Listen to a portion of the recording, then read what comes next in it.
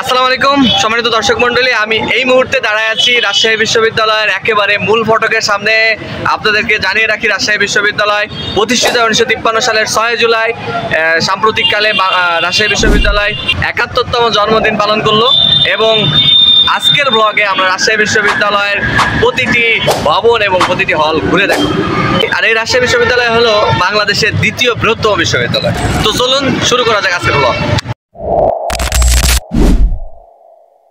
আমি এখন যে জায়গায় দাঁড়িয়ে আছি ঠিক এই জায়গায় 1969 সালের 18 ফেব্রুয়ারি আমাদের তৎকালীন প্রক্টর এবং রসায়ন বিভাগের শিক্ষক ডক্টর শহীদ শামসুজ্জামান স্যারকে নির্মমভাবে হত্যা করে পাকিস্তান সেনাবাহিনী, যার প্রেক্ষিতে কিন্তু সারা বাংলাদেশ উত্তাল হয়।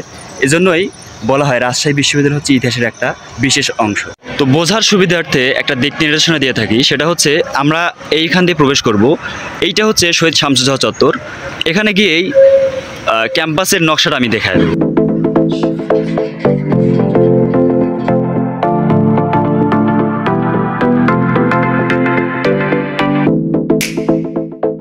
আমার পেছনে যে জায়গাটি দেখতে পাচ্ছেন, এখানেই শহীদ শামসুজ্জামান স্যারকে সমাহিত করা হয়। পরবর্তীতে এই জায়গাটি জোহা চত্বর নামে পরিচিতি পায়। ডান পাশে রয়েছে সিনেট ভবন এবং আমার বাম পাশে রয়েছে সুবর্ণ ক্রান্তি টাওয়ার। তো আমি এখন দাঁড়িয়ে আছি সিনেট ভবনের সামনে, আর এইখানে কিন্তু দুইজন বিখ্যাত ব্যক্তির উক্তি আছে। একটা হচ্ছে আদিগুরু Socrates, master of all master, আর হচ্ছে আলবার্ট আইনস্টাইনের। আর এই জায়গাটার ওই সিনেট ভবনের নামকরণ করা হয় হচ্ছে মুজিবনগর সরকারের একজন অন্যতম সদস্য, অন্যতম প্রধান ব্যক্তি, তার নাম ছিল কি জানো? তাজউদ্দিন আহমেদ। তো তাজউদ্দিন আহমেদের নামে এই সিনেট ভবনের নামকরণ করা হয়। আমরা এখন রাজশাহী বিশ্ববিদ্যালয়ের ছেলেদের হলগুলো দেখব। শেরে বাংলা হল, তারপরে রয়েছে বঙ্গবন্ধু হল,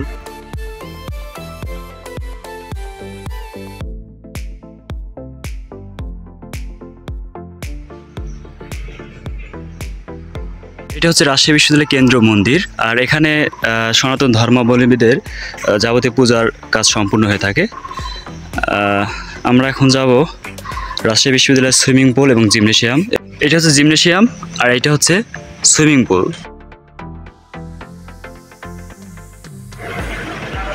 এই জায়গায় বাস্কেটবল খেলা হয় প্রতি বছর, এমনকি অন্যান্য বিশ্ববিদ্যালয় খেলতে আসে। আন্তঃবিভাগ এবং আন্তঃবিশ্ববিদ্যালয় খেলা এখানে হয়ে থাকে।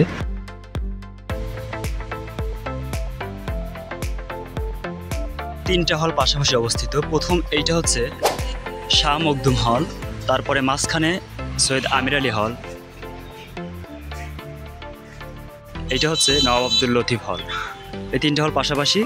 এর পরবর্তীতে রয়েছে শহীদ শামসুজ্জামান হল, সোহরাওয়ার্দী হল, মাদারবাগ।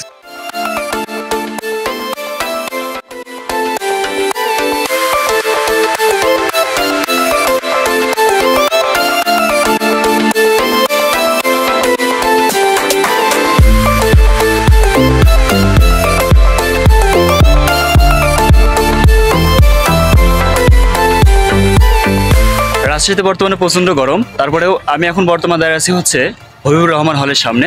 রাজশাহী বিশ্ববিদ্যালয়ের যে হলগুলো রয়েছে ছেলেদের, মেয়েদের হলের কুইজটা আমরা অলরেডি দিয়ে দিয়েছি। তো ছেলেদের যে হলগুলো আছে তার মধ্যে এটা অন্যতম। আর রাজশাহী বিশ্ববিদ্যালয়ের ছেলেদের হল থেকে একটা কুইজ থাকছে আপনাদের জন্য, সেটা হচ্ছে বঙ্গবন্ধু শেখ মুজিবুর রহমান, জিয়া, জোহা, সোহরাওয়ার্দী সহ অন্যান্য যে হলগুলো আছে সবাই জানি এগুলো কে বা কারা। সৈয়দ আমির আলী লতিফ, আব্দুল লতিফ।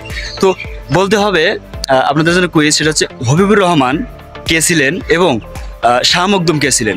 এই দুইটা প্রশ্নের উত্তর দিলে আমরা হচ্ছে যারা সঠিক উত্তর দেবে তাদের মধ্য থেকে 5 জনকে বই উপহার দেবো।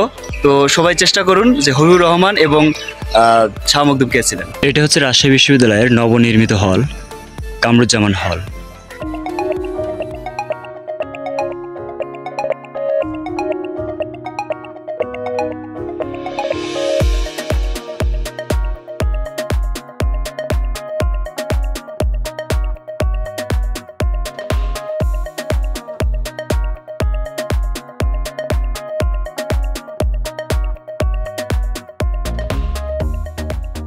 রাজশাহী বিশ্ববিদ্যালয়ের প্রতিটা ডিপার্টমেন্টের খাতায় ডিপার্টমেন্টের নাম সহকারে যে ছাপানো হয় সেটা হচ্ছে এই জায়গায় করে থাকে, রাজশাহী বিশ্ববিদ্যালয়ের ছাপাখানা।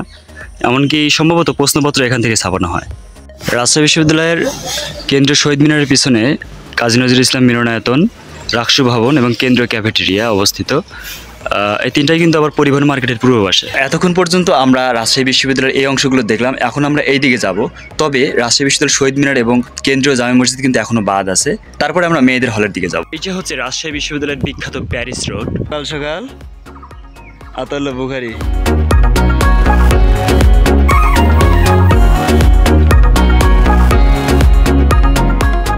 আমি এখন দাঁড়িয়ে আছি রাজশাহী বিশ্ববিদ্যালয়ের কাজলা গেটে।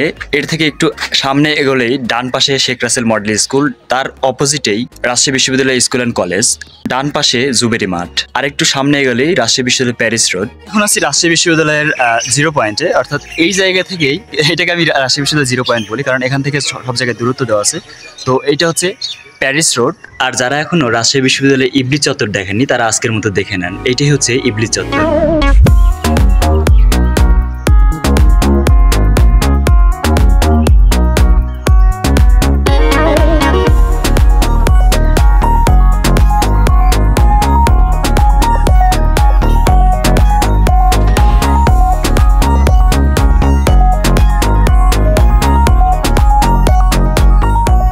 আর এটা হচ্ছে রাজশাহী বিশ্ববিদ্যালয়ের টুকিটাকি চত্বর, সামনেই সৈয়দ ইসমাইল হোসেন সিরাজি বিল্ডিং এবং তার বাম পাশে রবীন্দ্রনাথ ঠাকুর একাডেমিক ভবন।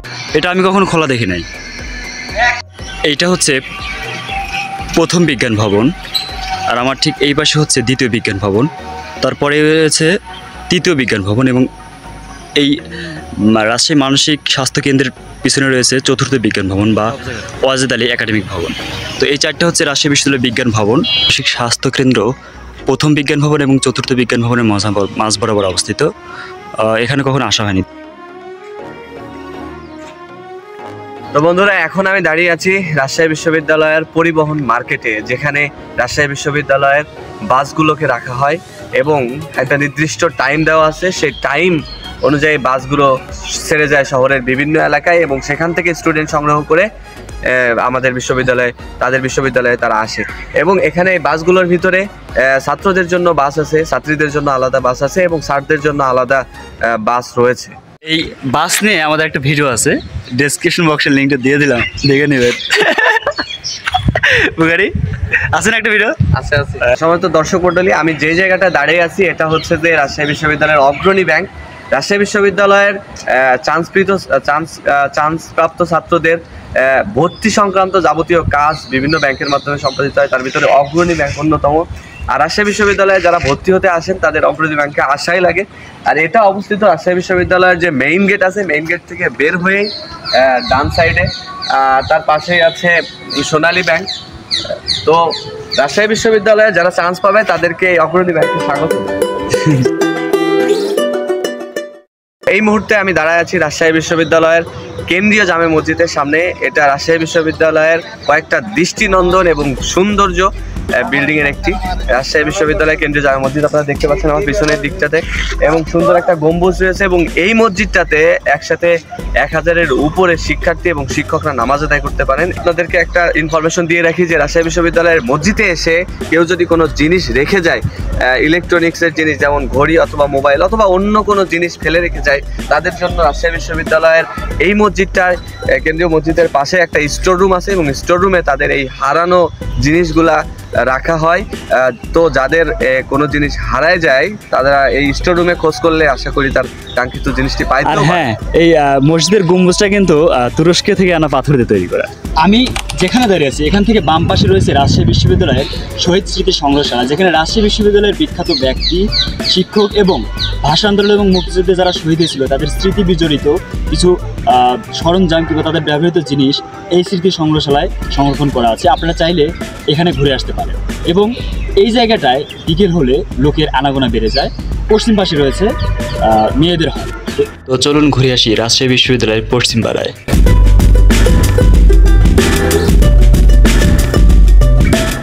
আমি এখন দাঁড়িয়ে আছি রাজশাহী বিশ্ববিদ্যালয়ের অন্যতম একটা হল, বঙ্গমাতা শেখ ফজিলাতুন্নেসা হল।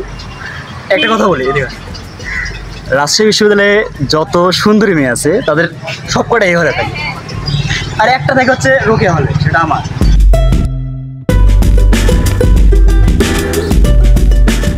তো তো আমি এই মুহূর্তে দাঁড়ায় আছি রাজশাহী বিশ্ববিদ্যালয়ের রোকেয়া হলের সামনে। তো রাজশাহী বিশ্ববিদ্যালয়ে যে 6টি হল রয়েছে, 6টি হলের ভিতরে আপনাদের জন্য একটা কুইজ থাকছে। সেটা হচ্ছে যে এই 6টি হলের ভিতরে বেগম রোকেয়া হল কিংবা বঙ্গমাতা শেখ ফজিলাতুন্নেসা হল বা খালেদা জিয়া হল বা মন্নুজান হল, এই মন্নুজান, খালেদা জিয়া, বেগম রোকেয়া বা হচ্ছে বঙ্গমাতা শেখ ফজিলাতুন্নেসা মুজিব, এইগুলাকে আমরা চিনি সচরাচর। কিন্তু যে আর 2টা হল আছে, যেমন হচ্ছে তাপসী রাবেয়া এবং রহমাতুন্নেসা, এই 2টা হল কেন নামকরণ করা হবে, এরা কে ছিলেন, এটা যদি আপনারা বলতে পারেন তাহলে আপনাদের জন্য 2টি সুন্দর বই উপহার থাকছে।